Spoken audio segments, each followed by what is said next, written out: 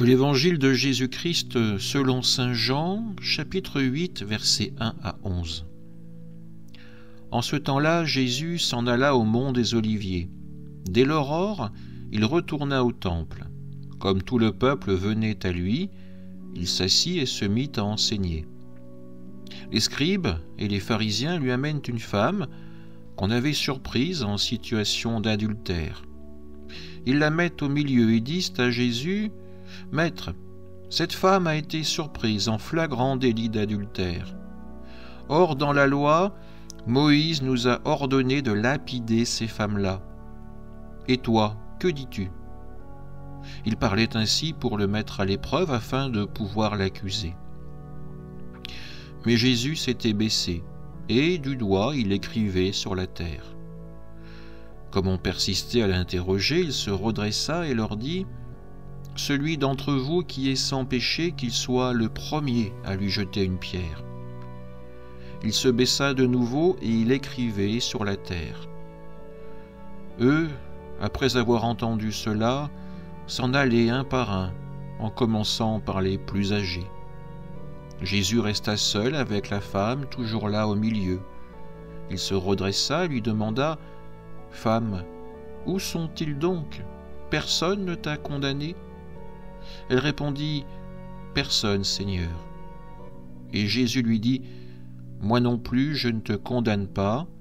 Va, et désormais ne pêche plus. » Acclamons la parole de Dieu. L'évangile d'aujourd'hui nous place au cœur d'une scène dramatique. Une femme, surprise en flagrant délit d'adultère. Elle est traînée devant Jésus par les scribes et les pharisiens.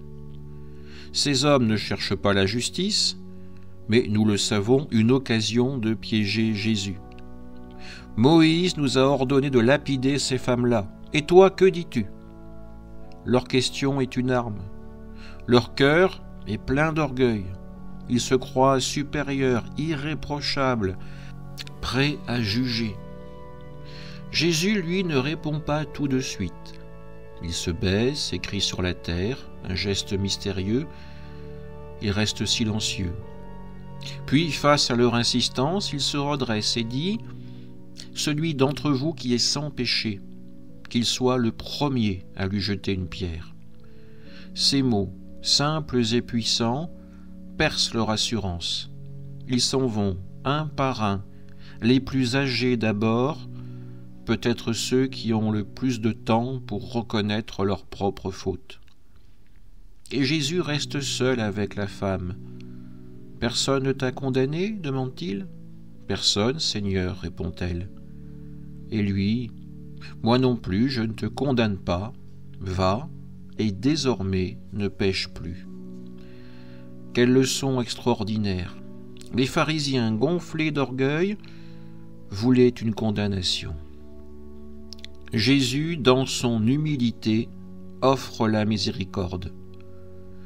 Jésus ne nie pas le péché, mais il refuse de réduire cette femme à sa faute. Il lui ouvre un chemin de vie nouvelle. À ce sujet, permettez-moi de vous raconter un tout petit conte appelé « La tortue et les canards ». Il était une fois une tortue vaniteuse qui vivait dans un étang.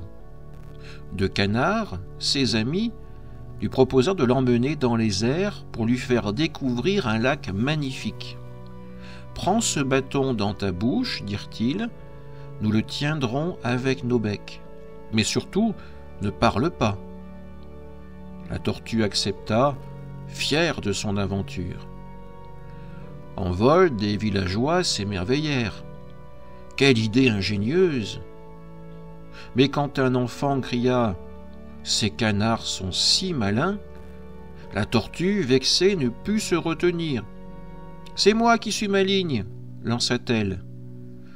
En ouvrant la bouche, vous l'aurez compris, elle lâcha le bâton et s'écrasa au sol. Son orgueil l'avait fait tomber. Frères et sœurs, les pharisiens de l'Évangile sont un peu comme cette tortue.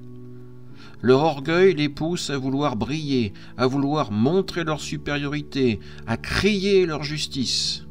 Ils tiennent la loi comme un bâton qui les élève au-dessus des autres. Mais face à la parole de Jésus, leur assurance vacille.